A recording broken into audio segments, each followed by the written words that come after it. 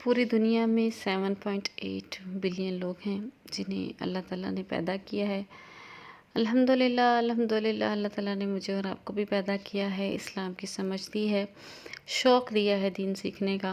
अल्हम्दुलिल्लाह अल्लाह ताला की रहमत की एक बहुत बड़ी निशानी है कि अल्लाह ताला ने हमें दीन का शौकीन बनाया है, अल्हम्दुलिल्लाह। और ये इस बात की भी निशानी है कि अल्लाह ताला इंशाअल्लाह हमसे राज़ी हैं, जो हमें दीन के इल्म का शौक़ हमारे दिलों में डाला है। How to get pleasure of अल्लाह सुब्हानहू व तआला, अल्लाह रब्बुल आलमीन की रज़ा को कैसे हासिल कर सकते हैं। लोग अक्सर ये सवाल करते हैं और इसका जवाब कुछ ये भी है कि अगर हम नेक बनना चाहते हैं और चाहते हैं कि नेक बनने वालों की सफ़ में हमारा भी शुमार हो, हम इल्म वालों के हलके में बैठते हैं, इल्म वालों से मोहब्बत करते हैं, कुरान की कोई आयत हमारे सामने पढ़ी जाती है तो दिल पे असर करती है, हदीस हमें सुनाई जाती है तो रसूलुल्लाह सल्लल्लाहु अलैहि वसल्लम की मोहब्बत की फ़ीलिंग्स हमारे दिल में पैदा होती हैं, तो अल्हम्दुलिल्लाह इट्सेल्फ ये एक बहुत बड़ा साइन है कि अल्लाह ताला इंशाअल्लाह ताला हम पर मेहरबान है। और आप देखें कि दुनिया में बहुत ज़्यादा ऐसे लोग पाए जाते हैं कि जिनको ज़िंदगी का मतलब और मानी और मफ़हूम भी नहीं पता। ज़िंदगी कैसे गुजारनी है, अपने वजूद और अपनी ज़िंदगी के मकसद को भी नहीं जानते।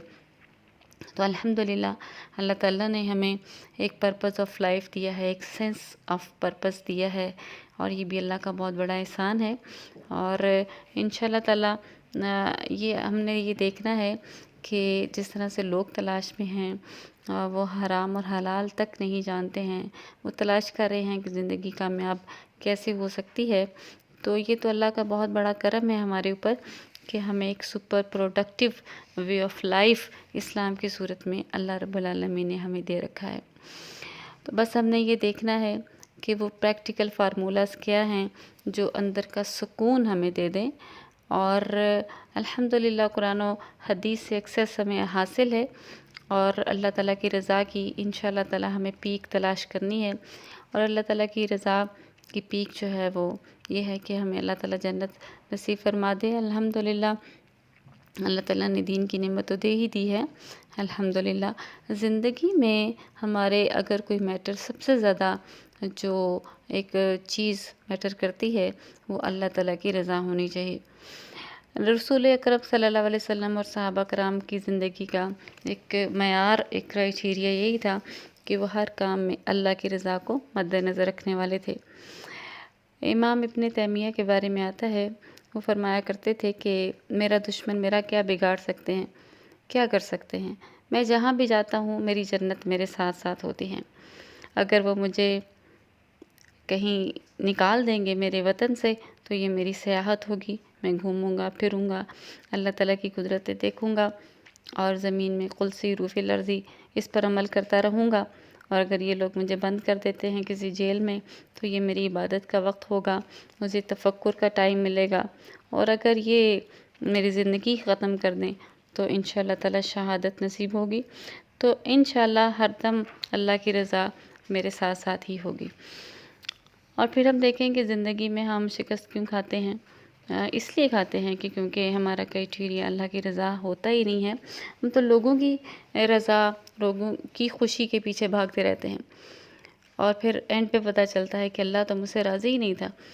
हम तो बस ये देखते रहते हैं कि फ़लाँ भी मुझसे खुश हो जाए, दोस्त भी राज़ी रहें और इसी तरह से लोग भी मुझे वाह वाह करते रहें। मखलूक को राज़ी करने से एक लिहाज से तो अल्लाह ताला राज़ी हो ही जाते हैं जब हम मखलूक की खिदमत करते हैं, अल्लाह के बंदों की के मामलात में उनकी किसी एक तरह की हेल्प करते हैं। लेकिन अल्लाह ताला को नाराज़ करने की कीमत पर ऐसा नहीं होना चाहिए। ला ताअता लि मखलूकिन फ़ी मासियतिल खालिक, अल्लाह ताला की नाफरमानी में अगर किसी मखलूक को राज़ी किया है तो इस तरह की रज़ा, मखलूक की रज़ा अल्लाह को कबूल नहीं है। हमें अल्लाह ताला की पावर का पता होना चाहिए, अल्लाह का दिलों पर कंट्रोल है। अल्लाह चाहे तो किसी के दिल में हमारे लिए मोहब्बत डाल दे, ना चाहे तो ना डाले। हमारी मेहनतें किसी काम की नहीं होंगी। तो बहरहाल एक माइंडसेट बनाएं, अल्लाह ताला को राज़ी करना है हर काम में इंशाअल्लाह ताला, फिर इंशाअल्लाह कोई लॉस जो है वो लॉस नहीं रहेगा। इब्ने क़य्यिम का भी कौल है कि दुनिया की परेशानियों को अपने साथ कैरी ना किया करो। अल्लाह पे तवक्कुल ही रखो और परेशान होना छोड़ दो। परेशान रहना जो है वो बिल्कुल नेचुरल नहीं है। मेहनत करें और अल्लाह पे भरोसा रखें और अल्लाह से एक ताल्लुक़ बनाएं। इंशाअल्लाह ताला जिस तरह से हज़रत यूसुफ़ अलैहिस्सलाम बहुत आगाज़ में हम देखते हैं कि हालात उनके मुवाफ़िक़ नहीं थे, लेकिन अल्लाह ताला ने उनके लिए बेहतरीन प्लानिंग कर रखी थी। स्कोप अल्लाह ताला ने बना रखा था और अल्लाह ताला ने कैसे उनको मिस्र का बादशाह बनाया। कैरियर भी अल्लाह ही बनाते हैं।